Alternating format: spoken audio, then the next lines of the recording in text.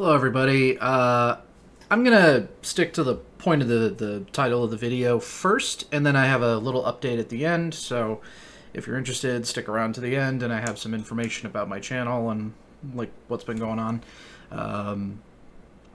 at the end. But we'll stick to the title first. So, if you're not aware, Red Dead Redemption just announced.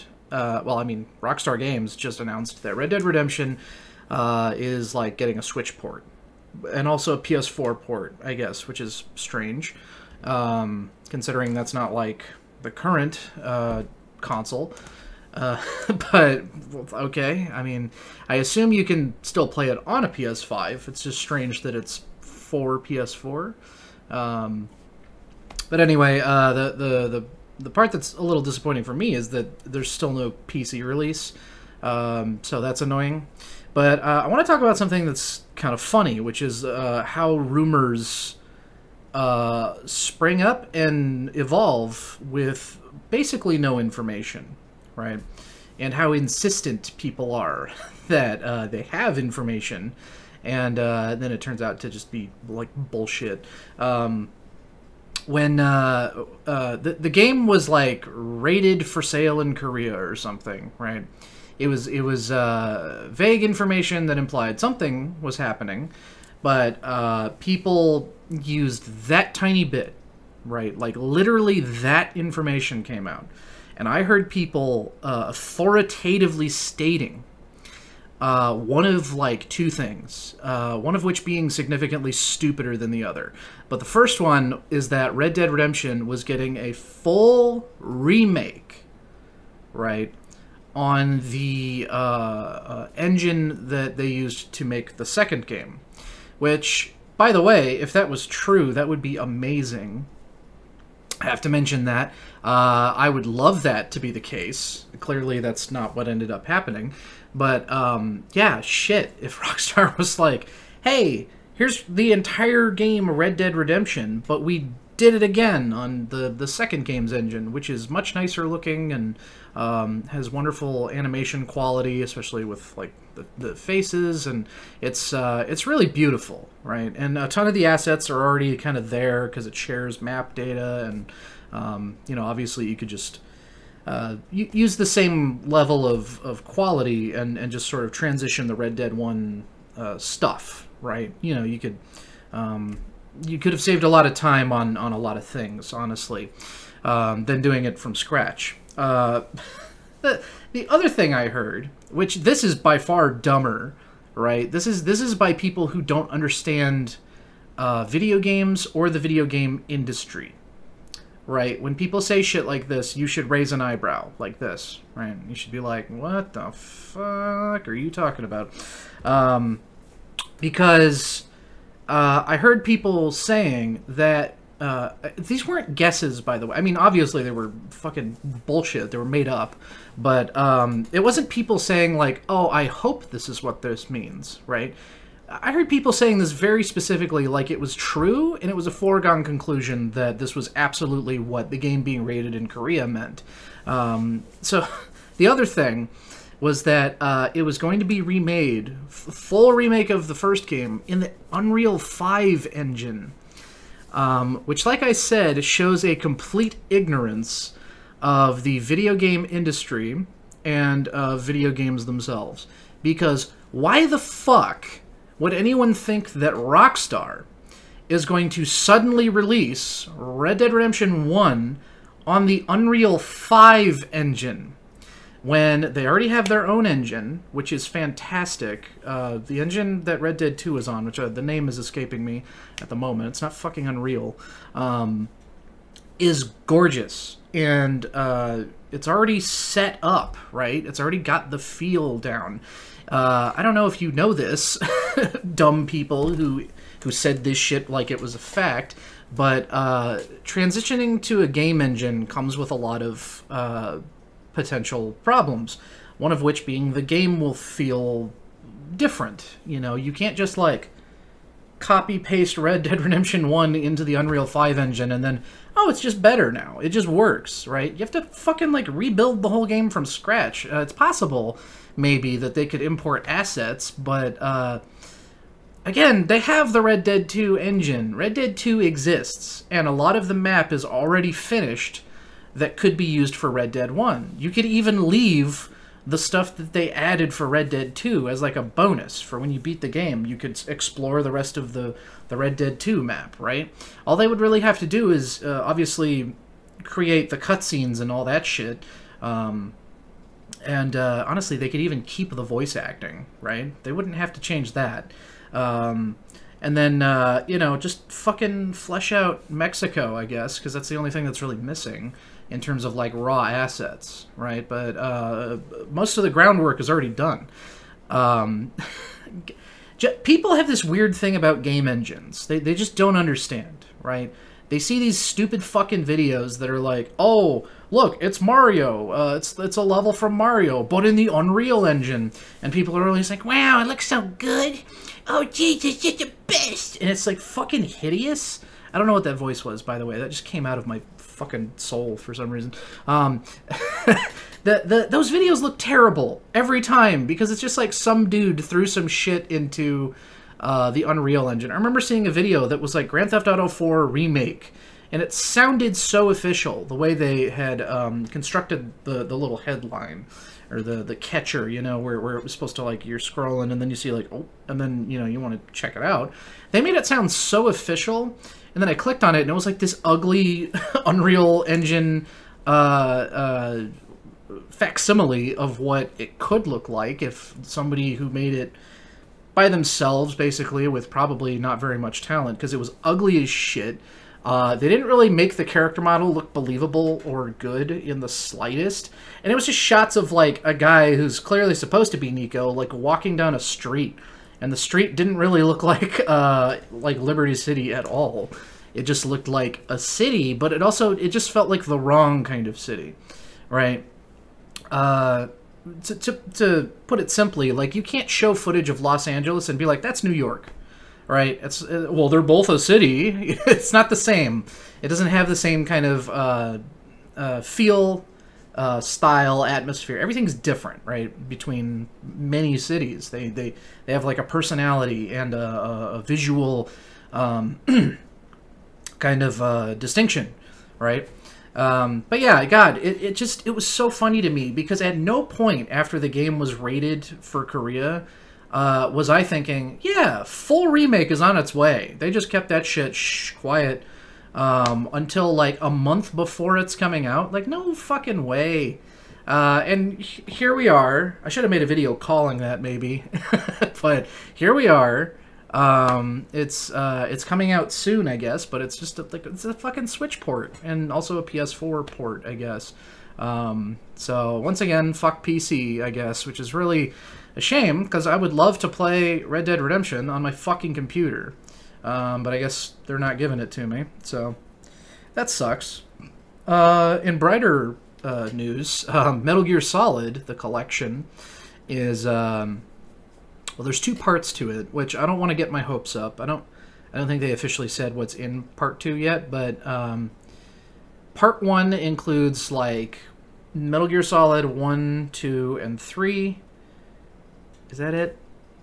And then I think the original, like, Metal Gear games, like the really, really old ones. And then I think that's it for Part 1. And then Part 2 is presumably going to definitely include Peace Walker, because the versions of 2 and 3 that they're using are from the previously released HD collection. Which was never on PC, if I'm not mistaken. So that's pretty cool that I'll be able to finally have all of the Metal Gear Solid games in my Steam library. The one I'm not sure about is Metal Gear Solid 4. There's people saying that it's definitely going to be in Part 2, which I hope so. That would be like a dream come true, because after all these years, it would be really helpful if that was on PC. Because I think the industry needs to really kind of have more of a foot towards caring about preserving games. as opposed to just like releasing shit for an era, you know, a specific era of consoles, and then like never making it available again. There's even a lot more mundane or even average or mediocre games that I wish I could play a lot more easily, but they're just not available in a modern format. For example, again, not that it's an amazing game or anything, but Army of Two, all three of those games, I'm fairly certain, are console exclusives for the 360 era, the PS3 era. You can't just buy that on Steam and fire it up and play with your friends, you know, because they're fun to, you know, kill some time in co-op. And actually, I even think 40th Day is pretty decent. I haven't played it in a really long fucking time, so maybe that's just like,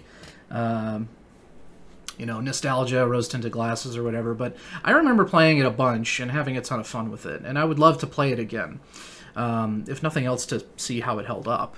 But yeah, it's just it's gonna eventually be too far back, right? Because I'm fairly certain that you can't even play those on like modern consoles with the use of backwards compatibility, because the last time I booted up my fucking Xbox One, there was a ton of games that had been like getting added for backwards compatibility. Those games never made it, as far as I know. Maybe just the first one. And that's the one I don't want to play the most. I'd rather play 40th Day or Devil's Cartel over the first one, because the first one is super clunky in terms of like how the game feels. But anyway, this video is kind of droning on a bit too long here, so I'm gonna wind down, wrap it up here. Oh, but the news I wanted to share, because I just kind of started uploading VODs without any forewarning or explanation. I'm going to be sending my Twitch VODs this way, because I guess Twitch VODs, if you're not like a partner or whatever, it's like a week and then it's gone. And the thing is I love watching through someone's content if I like them. You know, I'll look back and start working my way through their library. Good example, Tomato, who is a Twitch streamer, and he also used to make YouTube videos. He exports all of his VODs to his Tomatoes Trash channel, and I am so glad that those are there, because you know, I wasn't watching him since day one. Even if I was, it's fun to rewatch things sometimes. So you know, I've been just recently working through his whole catalog again. When I have free time, I just like add up a queue on YouTube real quick and just let the streams run, because I like to have something going when I'm playing something that doesn't demand 100% of my attention, especially if it's something I've already played before, or if it's not really important that I, you know, have my ears available like 100%, right? I like to have something in the background to keep my mind sort of occupied. Which I'm sure is not horribly uncommon, so someone else out there must be able to relate. But yeah, so in the eventuality, right, or the possibility, not the eventuality, that sort of makes it sound like it's definitely going to happen, but in the possibility that I eventually have people who like watching me live, and maybe they want to check out some of my past streams, I want to have them archived.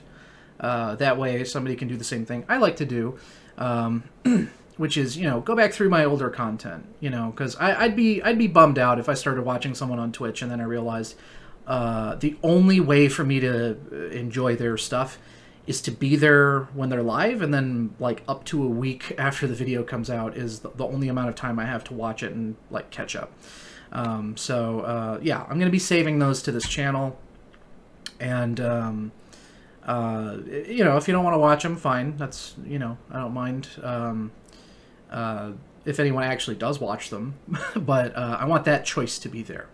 So yeah, that's why you may be, if you're subscribed to me still, have noticed videos popping up in your thing where it's like a bunch of hours of me playing Dark Souls or whatever. So yeah, just wanted to kind of explain what I'm up to. Also, in regards to streaming, it's what, Thursday as I'm recording this? Yeah, it's Thursday, August 10th. So my plan when I started streaming, because I just started on Monday, was to do like Monday through Friday with a specific schedule in mind. I wanted to hold myself to like a standard, basically. Now I have left early on a couple of these, which, you know, I don't think is a terrible thing. You know, I mean, it's just me streaming. It's not like, you know, 100 people were counting on me to be there for that last 20 minutes or whatever. But I guess the point of what I'm saying is like, I wanted to hold myself to some sort of account of like, I'm going to start by a certain time and stream to approximately a certain time, which happened to be 9 a.m. to about 1 p.m. Pacific time. Next week, I may shift the times to kind of see if that makes any sort of difference. And I mean, don't get me wrong, because I mentioned to a friend of mine, like, you know, hey, I'm streaming this time, and he kind of gave me a bunch of tips, and one of them was related to the time I'm streaming. I'm not explicitly streaming to try and get the most people to watch. I had a couple of reasons that I chose the time I did. I'm not really going to share them right now.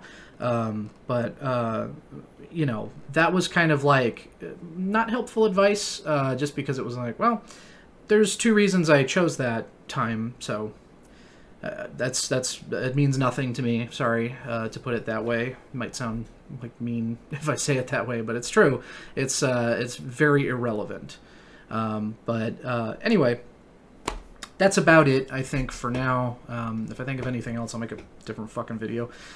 So thank you for watching. Thank you for anyone who actually bothers to show up to the streams. That actually does mean a lot to me, to have someone to talk to while I'm actually doing it. And it's not so much showing up for the streams that's important to me. I don't really care about the number, because actually on my OBS setup, I can't really see how many people are there at any given time anyway.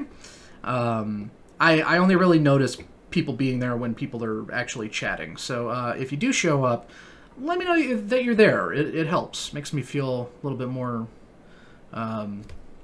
like I'm doing something, you know, for a reason and not just talking to myself. So anyway, thanks for watching. Thanks for anyone who showed up to the streams, and I will see you guys in most likely the next stream. I don't anticipate I'm going to make another video before the next stream. One last thing. On my Twitch bio, there's a link for my Discord channel. If you want to listen along to the music that I'm going to be playing while I'm playing the game, you can join the Discord channel, and you can like right-click on my name, because obviously my username will be right up at the top there, and you can listen along on Spotify, and we can all have like a fun little chill radio journey while we're you know, watching me have varying degrees of success at whatever we happen to be playing at the time. So okay, that's it for sure. Goodbye.